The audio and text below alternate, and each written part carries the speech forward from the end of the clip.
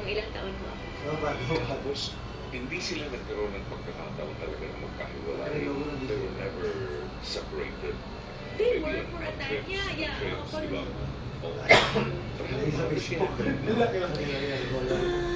Prayers. Her faith is really strong. What do you do? Kayong dalawa ni Bombi, ito mga panahon na ito, pag, do you visit her every now and then? Yes, so we try to be with her every day. I try to go every day. Malayo ka ba sa kanya?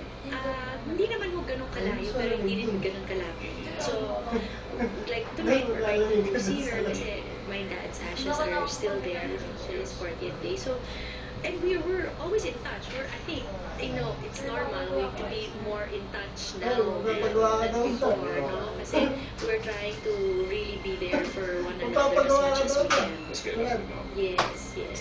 Siguro ang tinutulong pag-ibig niya palagi yung apo niya. Oh, definitely. Definitely. Di ba kasi nakikita yung mga puno, Oo, talaga. mas masaya ang Talaga. paligid. Totoo. May isang song dito na alam ko paborito rin ni LBJ. Kinanta niya Ron McEwen. Originally, this was sung by Ron McEwen. Even the son, it's Frank Sinatra's version.